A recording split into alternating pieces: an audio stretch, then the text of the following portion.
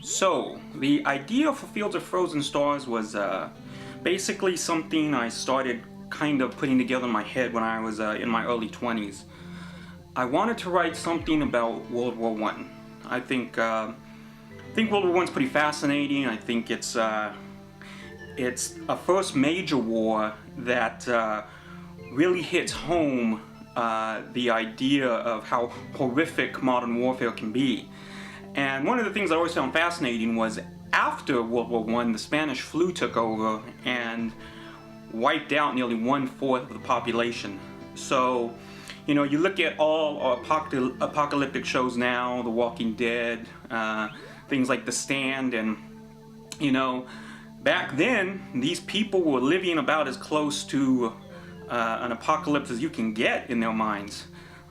War had ravaged all of Europe, and now everybody was dying of the sickness. So I wanted to write this story about this individual walking down the street. That's how the story was going to start.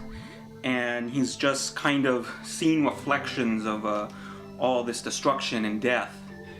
And so in my mind, he would get home, sit at his typewriter, and write those very lines that kind of set off the prologue of Fields of Frozen Stars. And that would be, "I do believe the world is dying." And then he would go on to discuss it more thoroughly, and then this would segue into the rest of the story.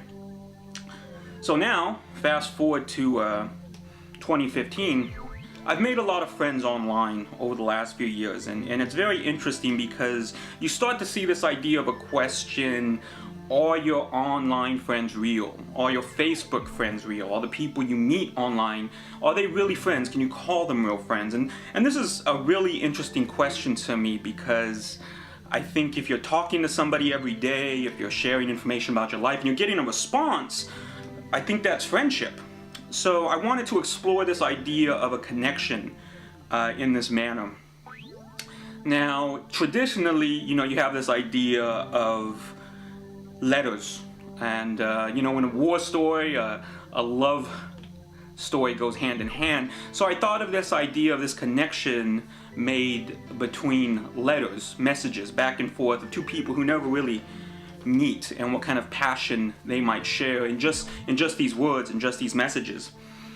And then somewhere along the line, as the brain is tinkering away with a lot of coffee, you start to ask yourself, well, if the connection is these words and these messages, do these people even have to be in the same time?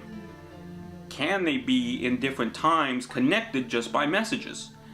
And so once that idea fell into place, the whole story pretty much started to write itself. So I hope you enjoy Fields of Frozen Stars.